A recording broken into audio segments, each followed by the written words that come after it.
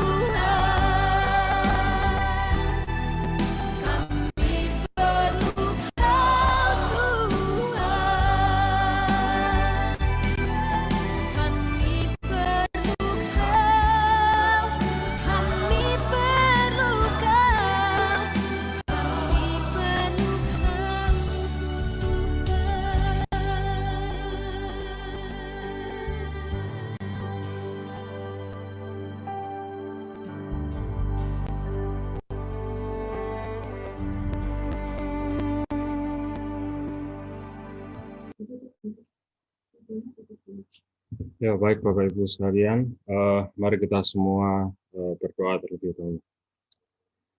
Ya Tuhan, seperti lagu yang barusan kami dengarkan, kami nyanyikan Tuhan, bahwa di saat-saat sulit seperti ini, ketika kami berada dalam situasi pandemi yang tidak menguntungkan, yang memburuk, yang membuat kami harus banyak mengalami kesulitan dalam pekerjaan, juga dalam kesehatan kami. Kembali kami bersyukur Tuhan kalau malam hari ini kami boleh diingatkan bahwa dalam segala sesuatu kami memerlukan Tuhan. Dalam segala sesuatu Engkau adalah Tuhan yang memegang kendali dalam setiap kehidupan kami Tuhan. Dan bersyukur Tuhan karena itu pada malam hari ini kami mau kembali bersekutu, kembali saling sharing, kembali mendengarkan firman-Mu, menguatkan saudara seiman kami. Tuhan pimpin persekutuan pada malam hari ini agar boleh berjalan dengan baik. Dan terima kasih Tuhan, Engkau pimpin persekutuan malam hari ini dalam nama Yesus kami berdoa. Amin. Baik Bapak Ibu sekalian, apakah ada dari Bapak Ibu yang mau men-sharingkan sesuatu, mungkin berkat, mungkin juga pergumulan, hal-hal yang dialami dalam seminggu terakhir ini?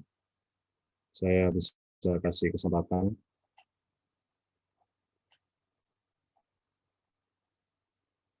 Ya, saya Oke, mau sharing.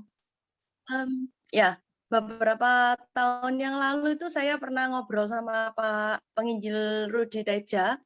Saya pernah bilang demikian. Waktu amak saya sakit, kita itu maunya panggil hamba Tuhan. Soalnya buat saya pribadi kayaknya nggak afdol kalau orang itu nggak didoain hamba Tuhan gitu. Karena waktu itu saya ada kepikir apa ini amak saya udah mau akhir-akhir hidupnya gitu kan. Terus habis gitu dia bilang, kita semua ini kan hamba Tuhan, dia bilang gitu. Siapapun bisa mendoakan. Oh gitu ya Pak Rudi, tak bilang. Terus dia bilang, iya, nggak masalah gitu. Oke. Sejak itu saya belajar taat sih, kalau memang Tuhan izinkan saya berdoa gitu, ya udahlah saya doa. Yang barusan terjadi itu hari Senin kemarin. Senin kemarin itu adiknya akong saya sakit kena COVID dan dia isoman di rumah sebetulnya. Senin pagi itu mesinnya jadwal visitnya perawat. Jadi perawatnya datang, kemudian video call, nanti dokter yang mandu. Dokternya itu mandunya lewat video call gitu. Nah, karena saya panggilnya Cekong ya. Cekong saya ini nggak punya anak. Jadi akhirnya ponaan-ponaannya itu beberapa video callan bareng sama dokter itu untuk ngelihat ini loh perawatnya datang gitu. Nah, yang saya mau ceritakan gini, Tuhan tuh baik ya. Yang pertama perawat itu harusnya jadwal visitnya pagi, pasang infus dan sebagainya. Ternyata ditunggu-tunggu sampai siang nggak datang. Dan dia baru datangnya tuh sore gitu. Nah, terus habis gitu pas tuh saya lihat mama saya, ayah saya lihat video call itu, saya ikut nimbrung. Tiba-tiba mama saya bilang gini, yuk kita doain naik gitu. Nah, saya tuh sempat seperti Yunus yang disuruh ke Niniwe, nggak mau gitu. Saya bilang gini, ya wis mama doa no gitu. Terus tiba-tiba mama itu bilang gini sama orang semua di grup, ayo ini Mega mau pimpin doa. Ya wes saya mati kutu dong gitu kan. Terus akhirnya ya wes saya doakan gitu.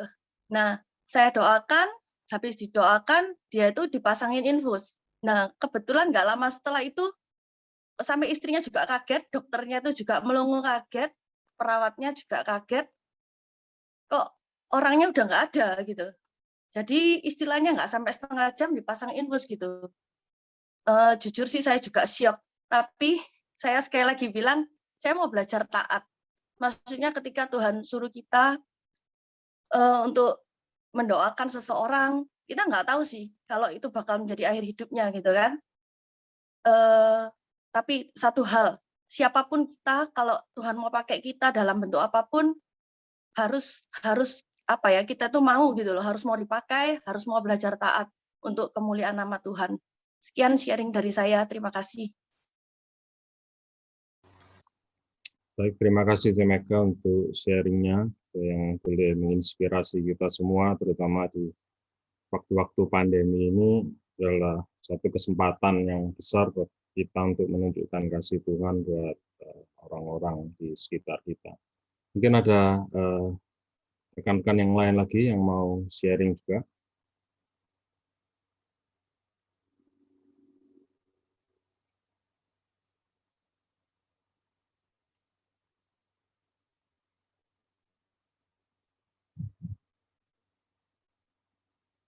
Tidak ada.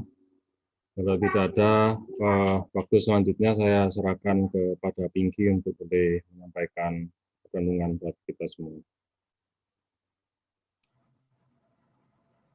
Oke. Apakah suara jelas?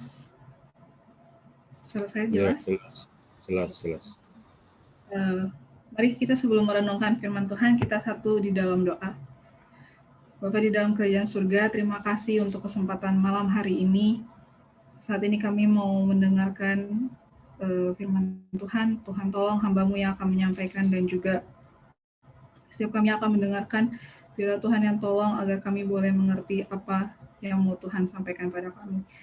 Terima kasih Tuhan, kami menyerahkan perenungan malam hari ini hanya di dalam nama Tuhan Yesus kami berdoa. Amin. Bapak Ibu Saudara, saya bersyukur untuk malam ini boleh membagikan renungan untuk kita semua. Malam hari ini saya memberikan judulnya Tenang, sebab Dialah Tuhan.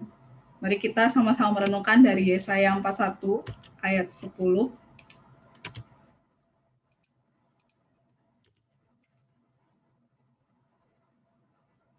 Bentar ya.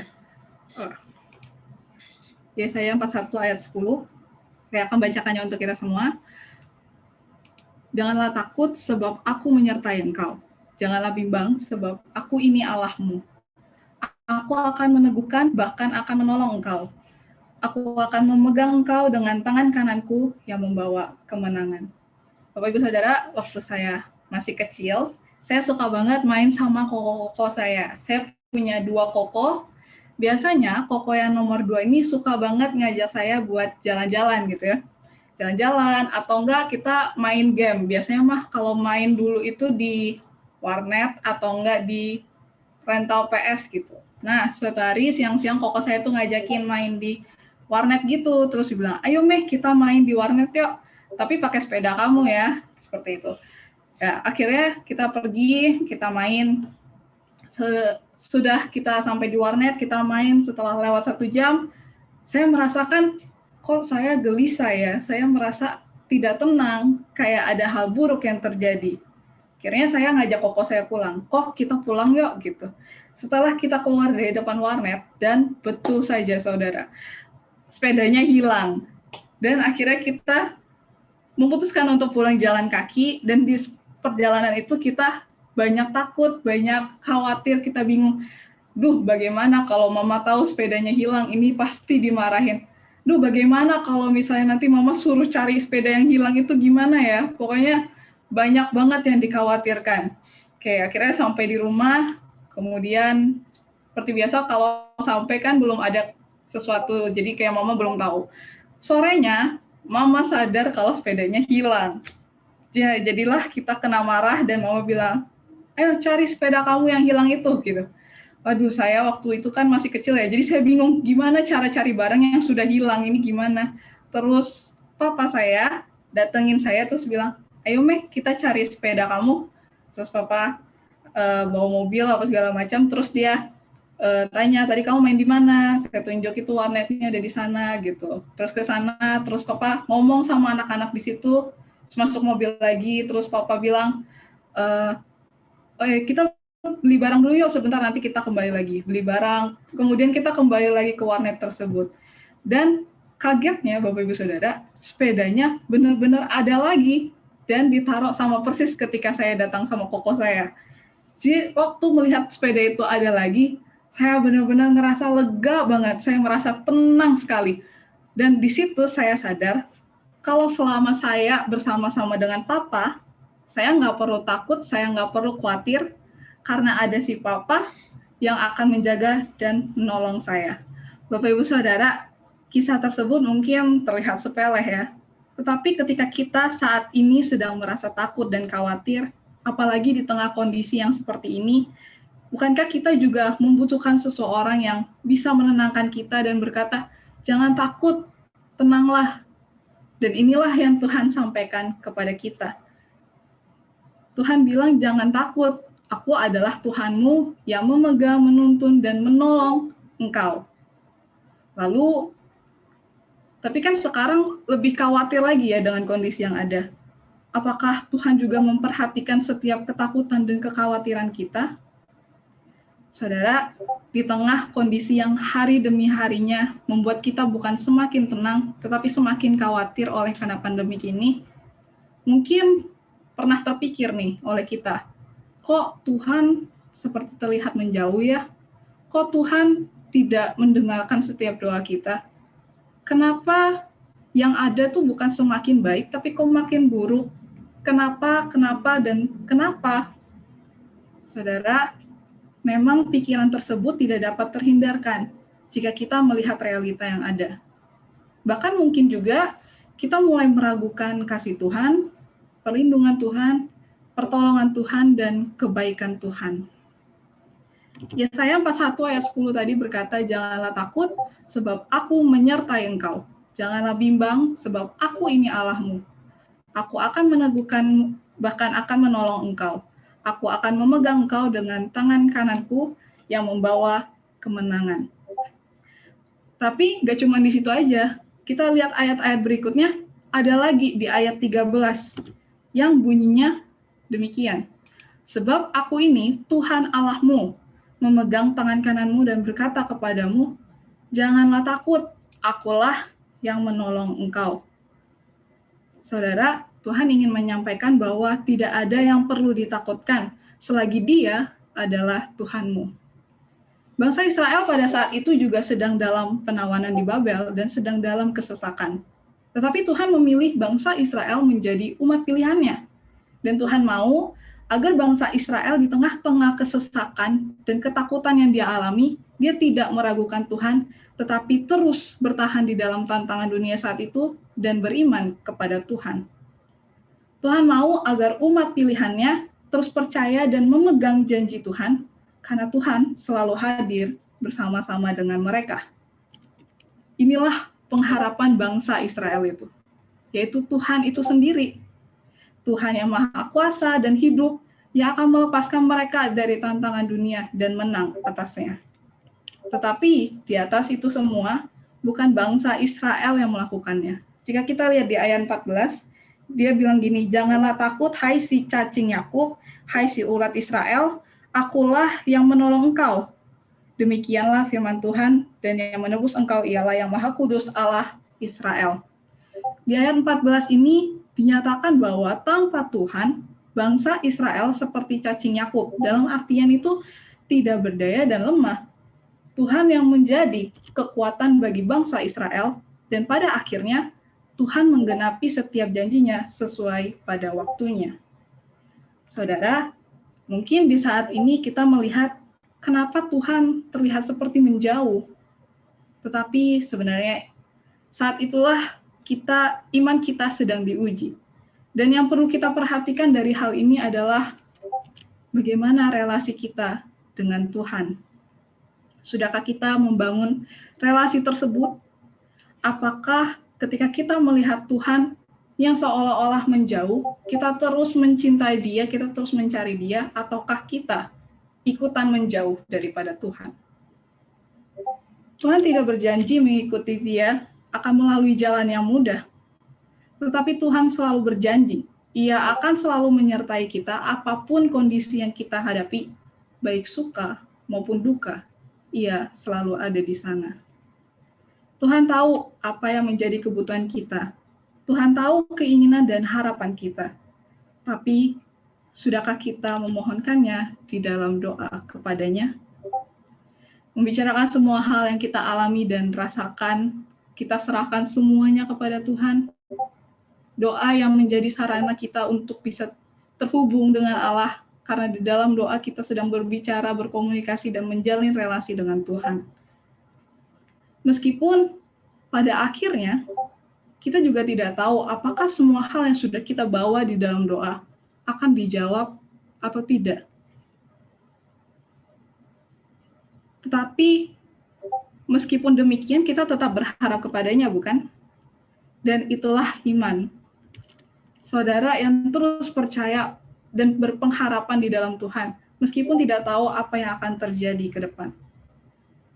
Saudara, melihat pandemi ini yang semakin meningkat, mendengar kabar orang yang terpapar lebih banyak, sehingga ketersediaan oksigen dan obat-obatan yang kurang, bukankah hal ini membuat kita yang juga semakin khawatir, baik hari ini ataupun hari esok?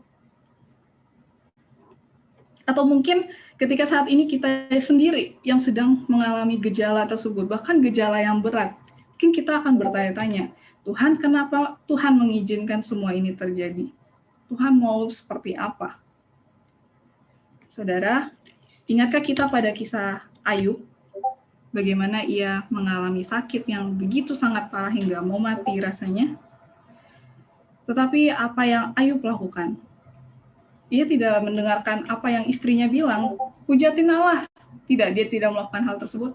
Dia tidak mengiyakan setiap perdebatan teman-temannya yang mengatakan dia itu bersalah, dia tidak berkenan di hadapan Tuhan, dan lain sebagainya. Karena Ayub tahu apa yang dia lakukan selama hidupnya adalah dia terus-menerus hidup untuk berkenan di hadapan Allah.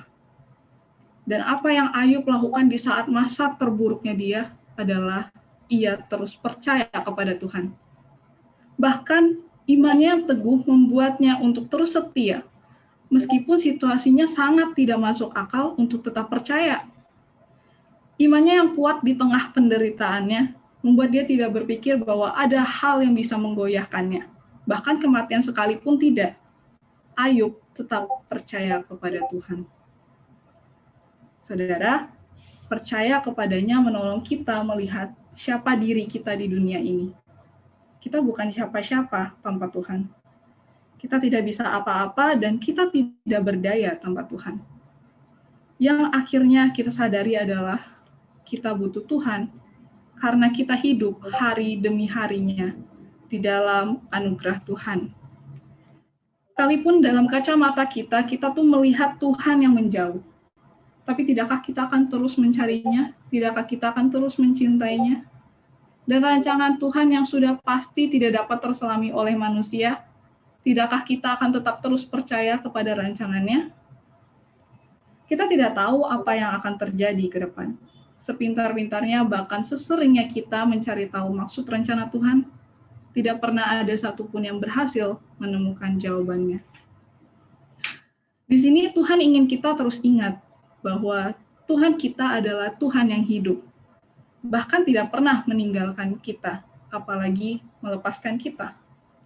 Ibrani 13 ayat 5b berkata demikian, karena Allah telah berfirman, aku sekali-kali tidak akan membiarkan engkau, dan aku sekali-kali tidak akan meninggalkan engkau. Saudara, Tuhan selalu mengasihi umat pilihannya, bahkan kita yang dikasihi juga. Dan dari dahulu, sekarang, sampai ke depannya, telah dibuktikan oleh kasih yang Tuhan nyatakan melalui penebusan dosa oleh Yesus Kristus. Sehingga itu menjadi pengharapan kita untuk mendapatkan hidup yang kekal. Ia membebaskan kita dari hukuman maut. Selain karena mengasihi, ia juga mau kita tuh terus berelasi dengan Allah. Kematian serta kebangkitannya mengingatkan kepada kita bahwa kita punya Tuhan yang hidup, Tuhan yang berkuasa, bahkan Tuhan yang sangat peduli kepada setiap umatnya. Hingga Tuhan terus-menerus mau keep in touch dengan umatnya. Maukah kita terus percaya kepadanya? Maukah kita terus beriman dan berpengharapan pada janjinya? Saudara, untuk menutup renungan hari ini, saya mau membagikan sebuah kisah dari seorang anak Tuhan yang sangat sukses dalam kehidupan bisnisnya yang legal, dan dia juga adalah seorang Kristen yang taat. Tetapi seiring berjalannya waktu, dia mengalami beberapa hal yang pahit dalam hidupnya. Ia harus kehilangan anaknya karena penyakit, karena sakit.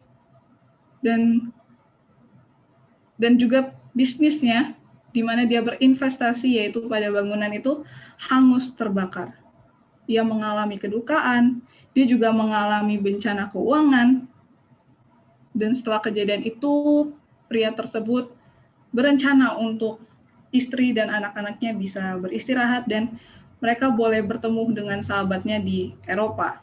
Dia merencanakan semuanya, dia mempersiapkannya, memesan tiket dan lain halnya menggunakan kapal.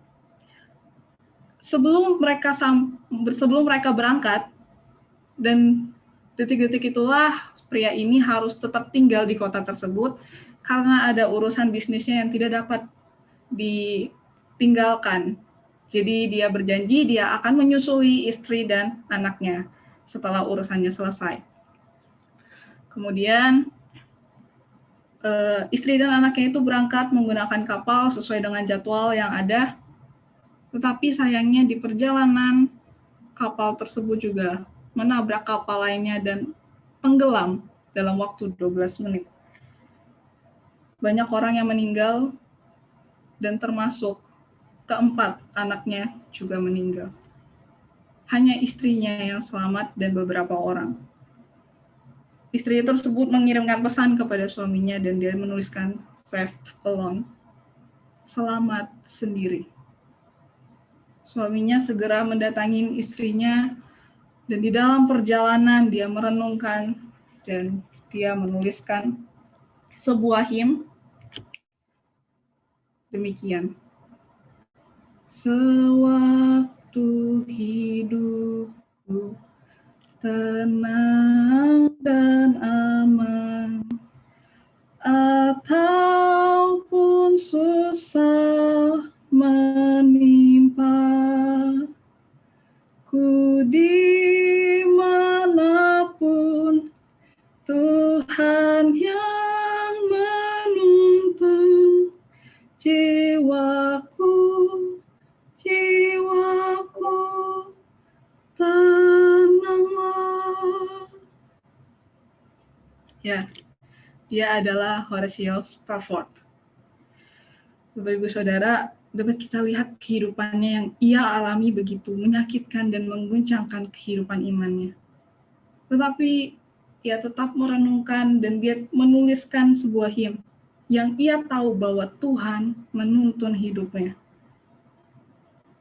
Dan dia juga di stanza berikutnya dia bersyukur atas kasih Tuhan yang menyelamatkannya sehingga ia juga boleh terus beriman. Dan di stanza terakhir ia menuliskan sebuah pengharapan yang kita semua orang Kristen pegangnya itu kedatangan Tuhan kembali. Saudara, kisah Spafford ini mengajarkan kita ketika kita mengalami masa sulit, hal yang membuat kita khawatir, takut, maupun gelisah untuk tetap tenang.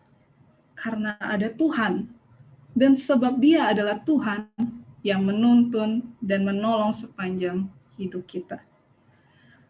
Bapak Ibu Saudara, Tuhan mau kita sebagai umat pilihan-Nya menyadari bahwa selama kita hidup bersama dengan Tuhan, kita dapat menghadapi berbagai rintangan dan dengan terus percaya dan terus beriman karena Tuhanlah yang menolong dan menuntun hidup kita. Marilah kita terus percaya dan berharap hanya pada Tuhan di tengah kondisi yang baik maupun tidak baik. Dan saya yakin Tuhan selalu menolong, menuntun, dan bersama dengan kita semua. Mari kita satu di dalam doa. Bapa, terima kasih untuk perenungan hari ini. Tolonglah kami, tenangkanlah jiwa kami yang takut, yang gelisah, yang khawatir. Biarlah Tuhan, kasih-Mu yang terus ada di dalam kami, sehingga kami boleh tenang di dalam Tuhan, dan terus bersandar, percaya, dan berharap hanya kepada-Mu. Terima kasih Tuhan, kami akan melanjutkan persekutuan kami. Kami serahkan semuanya hanya di dalam nama Tuhan Yesus, kami berdoa. Amin.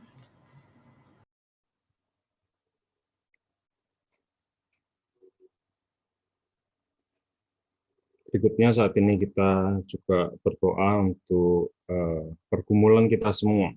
Pandemi ini selain membawa kesulitan, ketakutan tentang masalah kesehatan, juga masalah ekonomi yang cukup berat ketika banyak pekerjaan yang boleh terdampak.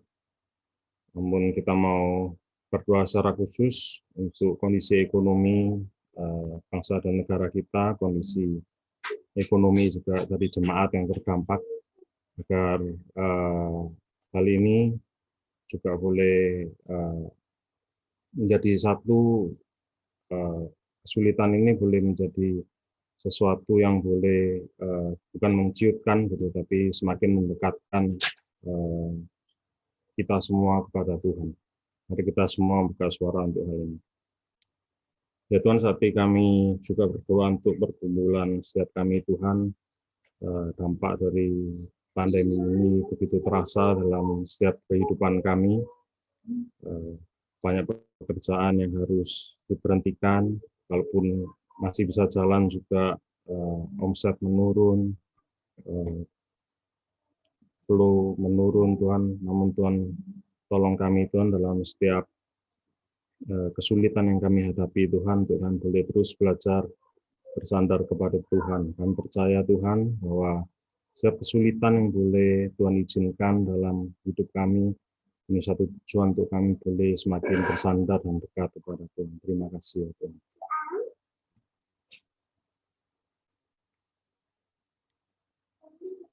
Yang berikutnya kita mau berdoa untuk Satgas, gitu ya, satu pelayanan yang dibentuk untuk menolong orang-orang yang terdampak COVID. Saya sendiri ada di tim Satgas ini, gitu ya, doakan kami semua. Satu pelayanan yang tidak mudah, gitu ya. Jadi walaupun mungkin kami itu tidak terpapar COVID, gitu ya, namun mendengar, gitu ya, orang-orang terpapar COVID, gitu ya, menolong itu jadi satu beban mental tersendiri bagi kami, gitu ya. Terutama kalau ada kabar duka yang tiba-tiba datang, gitu ya. Jadi tolong doakan tim Satgas ini, gitu ya, untuk boleh terus punya mental yang kuat, gitu ya, untuk boleh terus bekerja menolong untuk jemaat-jemaat yang sakit. Mari kita semua berdoa untuk tim Satgas. Ya Tuhan, saat ini kami berdoa untuk pelayanan Satgas yang ada di gereja kami Tuhan. Satu pelayanan yang tidak mudah, yang menguras emosi mental kami Tuhan. Tolong berikan tim Satgas ini kekuatan daripada-Mu Tuhan. Berikan tim Satgas ini ketekunan, kasih daripada-Mu Tuhan, sehingga kami boleh bekerja dengan kekuatan yang hanya daripada Engkau Tuhan. Engkau tolong kami dalam kesulitan kami, Engkau tolong kami dalam pekerjaan kami juga. Dan terima kasih ya Tuhan.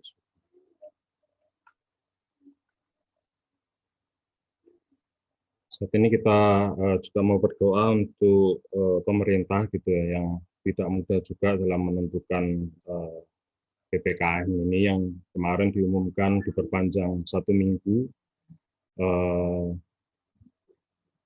Kita berdoa untuk kasus COVID juga yang memang beberapa hari ini sudah menurun. Kita doakan supaya tren penurunannya boleh sungguh-sungguh terjadi, gitu ya, bukan cuma penurunan yang semu, tapi benar-benar nyata, gitu ya. Kita juga berdoa untuk pemerintah yang berusaha mendistribusikan obat, oksigen, rumah sakit. Kita berdoa agar Tuhan berikan hikmat untuk pemerintah ini boleh mengambil yang terbaik, gitu ya, antara banyak keputusan yang sulit ini. Mari kita semua berdoa. Ya Tuhan, saat ini kami berdoa Tuhan untuk pemerintah, Pak Presiden Jokowi, Menko Luhut dan jajaran yang lainnya Tuhan. Tuhan tolong mereka di tengah kesulitan yang saat ini kami hadapi. Tuhan berikan mereka hikmat Tuhan, agar mereka boleh mengambil keputusan yang terbaik bagi bangsa ini Tuhan. Walaupun keputusan itu sulit, namun kami percaya Tuhan bahwa Tuhan Engkau yang menjaga kehidupan bangsa dan negara kami Tuhan. Engkau yang akan menyertai setiap kami, menyertai pemerintahan kami Tuhan di tengah masa-masa sulit ini Tuhan. Terima kasih ya Bapak surga, kami berdoa bagi mereka semua untuk boleh memimpin bangsa negara kami melewati masa sulit ini. Terima kasih ya Tuhan. Kita juga mau berdoa untuk ibadah gitu ya, ibadah dan kerohanian jemaat di gereja kita. Yang lalu kita sudah sempat gitu ya melakukan ibadah onsite. Harapannya ibadah onsite ini boleh terus sedikit demi sedikit dibuka. Namun ternyata kondisi berkata lain bahwa kita kembali harus online saja, bahwa bahkan saat ini online dengan keadaan yang sangat terbatas juga gitu ya. Kita berdoa agar hal ini tidak menyurutkan semangat kita semua untuk berdoa. Kita juga berdoa untuk kerohanian setiap jemaat gitu ya. Saya mungkin selama pandemi ini gitu ya, karena terlibat di tim IPM, masih tetap setiap minggu ke gereja gitu ya. Jadi sebetulnya hampir tidak pernah absen sampai 2 minggu yang lalu ketika diputuskan live streamingnya diganti rekaman gitu ya. Baru saya merasakan sendiri 2 minggu nggak ke gereja itu bagaimana gitu ya. Jadi sangat terasa sekali gitu ya, apalagi yang sudah setahun lebih gitu ya nggak pernah ke gereja. Mari kita semua berdoa untuk hal ini. Kiranya Tuhan boleh berbelas kasihan untuk kondisi ini dan juga iman kita boleh terus terjaga di tengah kondisi ini. Mari kita membuka suara berdoa sama-sama. Ya Tuhan, saat ini kami berdoa Tuhan untuk ibadah kami, Tuhan kami rindu untuk boleh kembali bersama-sama beribadah, boleh bersama-sama bersekutu di rumah Tuhan. Namun saat ini kondisi belum memungkinkan Tuhan. Dan berdoa untuk iman setiap kami Tuhan, agar di tengah kondisi yang sulit ini kami hanya bisa ibadah dari rumah, dari online, itu tidak membuat kami semakin kendor dalam beribadah Tuhan. Tuhan tolong setiap kami, Tuhan tolong iman setiap kami, untuk boleh terus bertumbuh Tuhan di tengah kesulitan ini, di tengah kondisi di mana kami tidak bisa beribadah secara langsung. Terima kasih Bapak. Berdoa juga untuk jemaat tetap punya ketekunan di dalam doa. Setiap hari kita ingin berdoa bersama, ya, pagi jam 10, malam jam 10. Memang ini sesuatu yang sepertinya setiap hari bisa orang merasa rutin, tapi mari kita berdoa supaya jemaat tetap boleh mempunyai satu ketekunan ya, dan semangat untuk terus berdoa selama waktu yang kita sepakati bersama ya, untuk terus berdoa. Mari kita doakan untuk semangat ini. Tuhan, saat ini kami berdoa untuk inisiatif dari gereja kami Tuhan untuk boleh bersama-sama berdoa sama-sama sulit ini Tuhan. Tuhan tolong untuk ketekunan setiap jemaat yang boleh bersama-sama berdoa. Untuk Tuhan tolong setiap kami Tuhan untuk boleh terus bersandar kepada Tuhan melalui doa kami. Terus berdoa bersama. Terima kasih Bapak.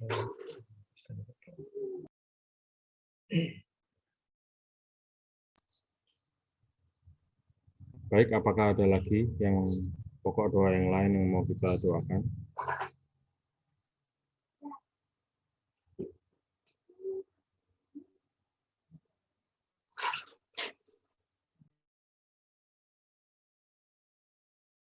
Oke, kalau tidak ada mungkin saya minta Pak Edi Jang untuk boleh tutup kita dalam doa ya.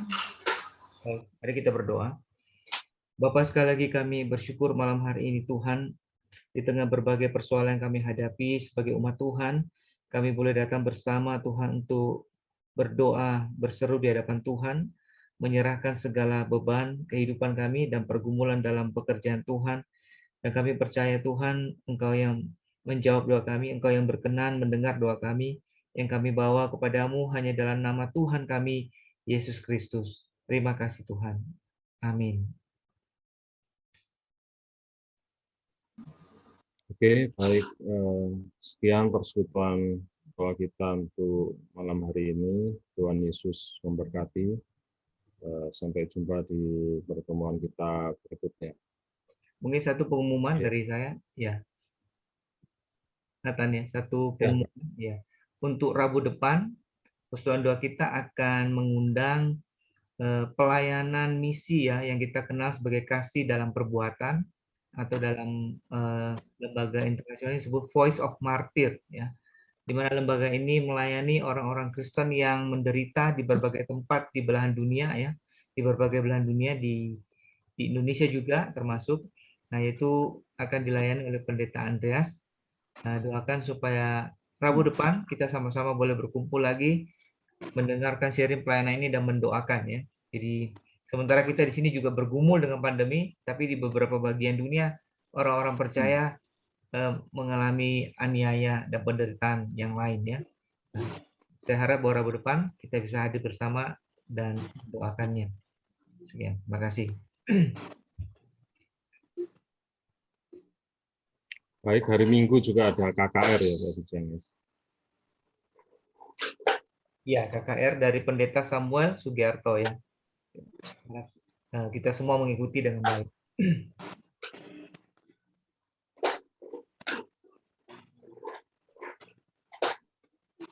Baik, kita sudahi persekutuan doa kita malam hari ini. Terima kasih untuk partisipasinya. Tuhan Yesus memberkati kita semua.